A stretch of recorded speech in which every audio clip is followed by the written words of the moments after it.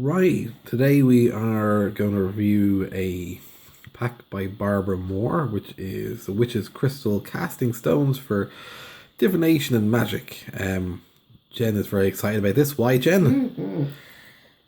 It's about crystals. My favorite thing in the whole world. Exactly. I love the way they've worked the goddess symbol up in here. This is a great set if you follow a Wiccan path. There's a lot of Wiccan meetings. Pagan as well, but I think it would be helpful for somebody and useful for somebody who identifies as a Wiccan. Okay. It is, as you can tell by the flags, by Le Scarab. It's a good solid box. Now this was pricey enough, this kit. This was about $30. Ooh, I've seen what's in this. 30 is a lot for this. That's exactly what you said when you bought it for me. Did I buy this for you? You did. I don't think I would have paid that much for it, darling. You did. Okay, so in it, did this bag come with it? It didn't. It didn't? Did. Oh, it did. Okay. So we have 5 crystals. Or stones, whichever you like to call them. One I can see is obviously rose quartz. Yeah. Is that tiger's eye? Let's see. You have a look. Just toss them out in front. White onyx. Okay. Rose quartz. Aventurine. Which is just back up there a bit. Blue agate.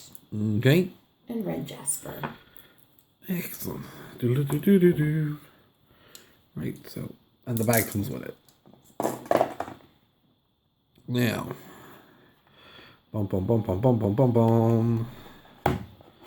Here we go. We have obviously a little booklet that comes with it. The cards in the back of it. Not that many cards with it. To do mainly not in English. That's pretty layout, simple reading. This isn't really a deck. This is more a kit to do a reading. Yep. Again, it's a nice little scarab booklet, typical format. Just not a lot of English in it, which is. Oh, here you go. Thank you.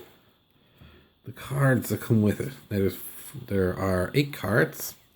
2 for each side. Warrior. Healer. Cardstock on move on, so it's not great. Builder.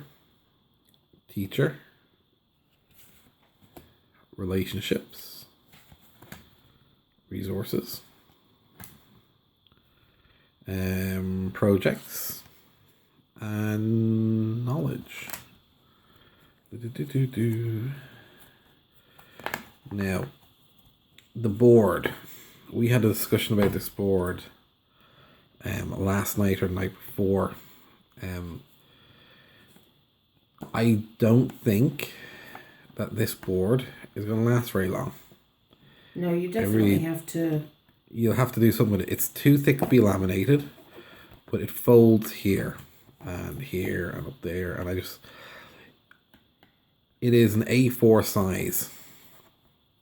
Just hold together there. They're all sort of written the way, if you were looking at the opposite side of the board, you'd read them. All that is going to be upside down. There we go. Boom. Now, what I suggested Jen did was get a A4 picture frame. Just the ones with 0 borders on them that you can just sort of pin it behind. It is a bit thick, so you might have to do a bit of fidgeting about with the clips on it, but I'm sure it can be done just to keep the board. But it's an okay board. So, have you actually read with this? I haven't read with it. I've just sort of played around with it. Okay. Now, what's interesting is the Wheel of the Year, in terms of reading, is going to correlate with the cycles of the moon. So Yule, which would be the first Sabbath, Samhain being the witch's new year, so this would be the first Sabbath of the witch's calendar. We would go from here, from Yule, to Ostara. Okay. This would be the first quarter of the moon. So this is when things are growing, blossoming. This is sort of the beginning in terms of working magic or a 7-day spell. This is sort of where you're planting your seeds. And then after Ostara, going through Beltane, Belitha, and Lammas here, this is sort of the summer month. So this would be the full moon or the second quarter of the moon where things are growing. We've planted and now they're growing, they're blossoming, they're thriving. From Lammas here through Mabon into Samhain, this would be the third quarter of the moon, the waning area. So this is where we see all of the progress, all of the growth, everything we've achieved here is sort of now leaving us. It's dying away. If I were reading, this is where I would start. I would start in this third quarter aspect to see what the person who I'm doing the reading for, what they're leaving behind, what elements or aspects are they're moving away from. This here would represent anything that's coming into their life, things that they need to work on to grow, that sort of thing. And then down here, this would be what's to come and what will be the likely outcome if they tend to the seeds properly here. Okay, so would I be right in assuming we give these a quick shuffle? Now the cards are divided up. They are role cards and area of life cards. Okay, so knowledge, projects, resources, relationship, that's clearly the area of areas, then okay. Then roles. Yeah. So do you just shuffle them and Yep, shuffle them up. And then so let's just pretend we shuffled them. Actually, no, we can't shuffle. Give me a second. This table's a bit too small and cramped at the minute because even though it's just an A4, these cards are meant to go. We'll just do A2 just for the sake of it. They're meant to go. So you would do 2 roll cards on the top, 2 on the bottom. Oh, so we've made a boo-boo. 2 area of life cards here and 2 here. Okay, and then just read it as the wheel. Well, we'll do that first. Why don't you go ahead and do that then? Okay.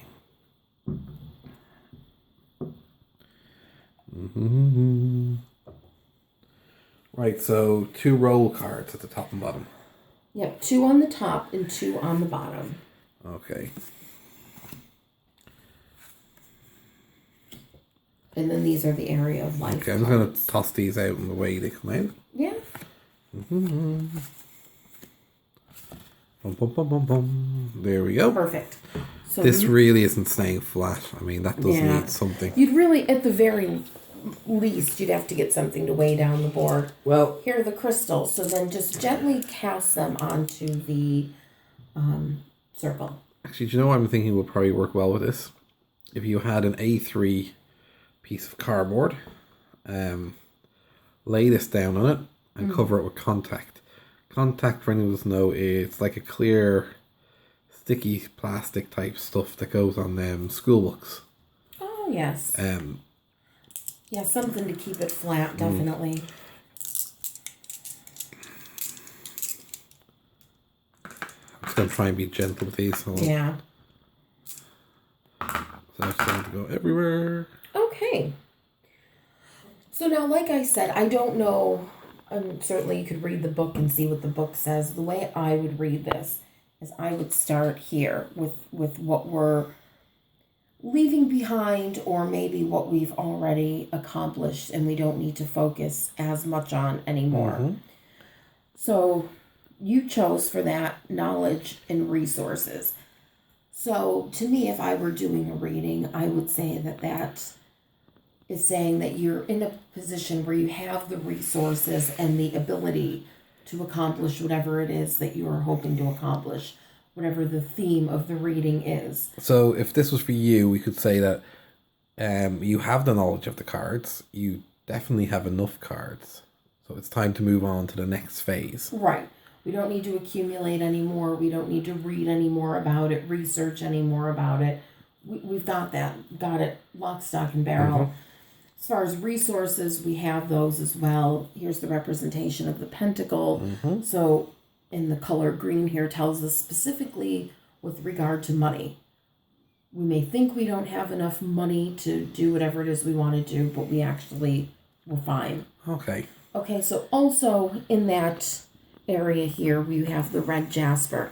That's a great stone to get. Red jasper works with the root chakra. It's all about grounding, stability, security.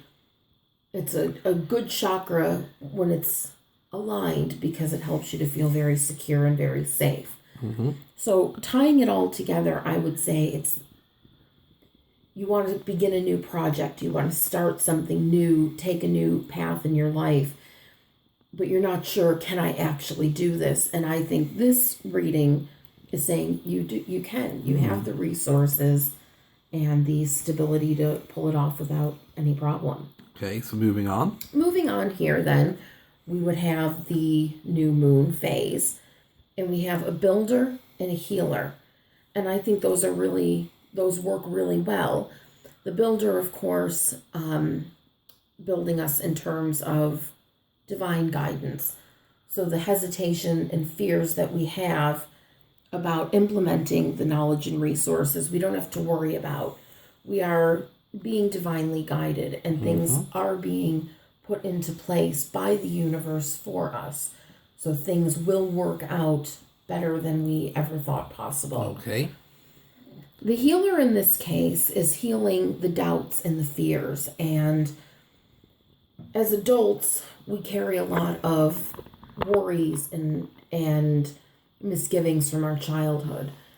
When we don't have the confidence to carry forth our dreams, it's usually because we haven't been given the confidence to believe in ourselves. So I feel like at the same time the heavens and the universe is shifting to make our dreams easier to attain, we're also being healed. There's also an element of, you know what, I actually can do this. I actually do have the wits about me, the intelligence, the creativity. I can actually pull this off. Two stones here, we have our white onyx and aventurine, which again I think are so perfect. Aventurine is, in my opinion, one of the best healing stones. It works with the heart chakra, and so many physical and mental ailments, I believe, come from the state of our emotional well-being.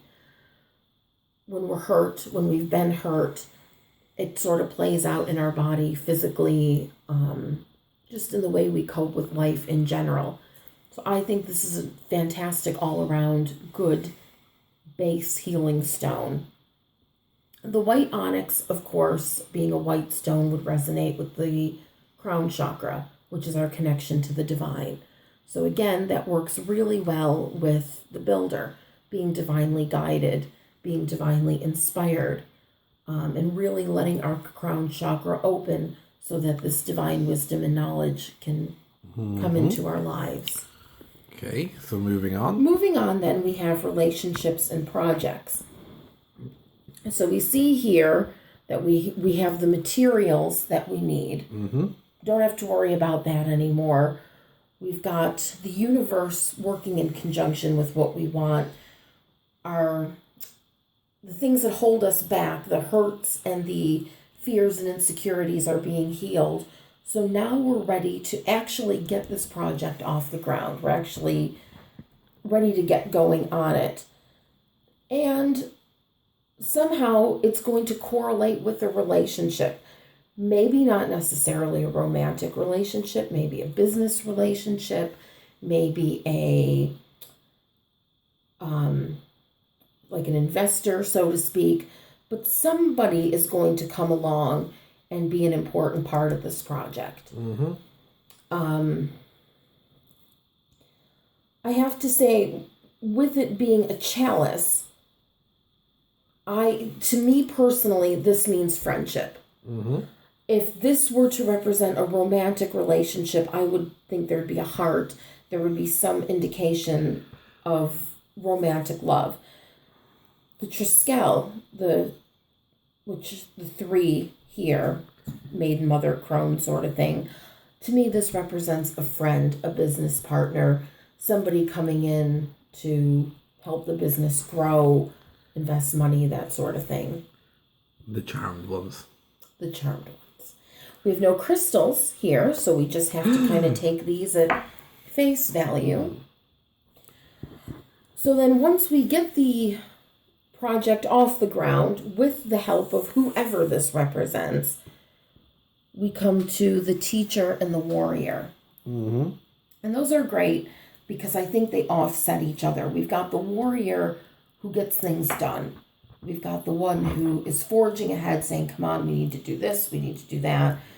Whereas the teacher is the one who kind of deals with the details, the one who keeps the records of the business, the one who maybe interacts more with the clients, the one who does all the little fidgety things, whereas this person's the driving force. This is the one keeping everything moving. This is the one keeping track of the details.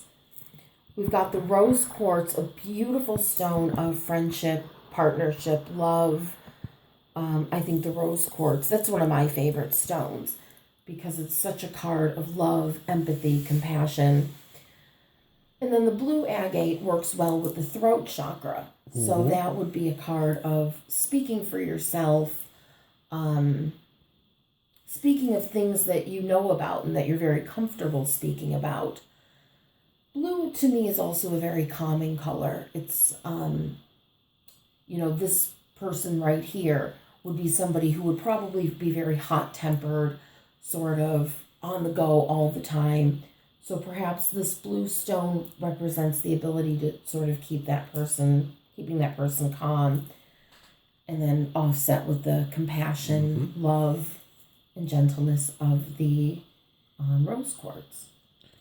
Excellent. So I think to tie everything together, we see an idea and something I want to do, being divinely guided and having ourselves put in a place of being able to do whatever it is we want to do, starting it and starting it with somebody. So when we take this big leap, we're not alone, and becoming the people that we want to become, coming into our own from starting the project, being a teacher, somebody that can help to inspire others, and the warrior, which I take to represent a driving force. Oh, okay. Overall, how would you rank this set? Love it. Absolutely love it. And I think there's so many different interpretations. That's my interpretation. Somebody else may look at this and see something completely different, which is fine. I also read in the book that you can add different stones. They recommended adding a clear quartz, a hematite, and carnelian. I suppose you could if you wanted to. I think this is enough. But again, it's yours, so you do what feels right for you. I personally feel there's not enough of these cards. That's just my personal feeling. I don't think it was as much as you thought we paid for it. I think it was less. Either way, you don't get a huge amount in it, but it's a commercially produced Lascarab. And it's something different. It's something different than just a traditional deck. Okay, so that is the Witch's Crystal Casting Stones by Barbara Moore, who has done a lot of stuff, hasn't she? We were just saying the other day, we were trying to remember what deck we recently reviewed that she also did. I can't remember, to be honest with you. I can't either. Anyway, click like and subscribe.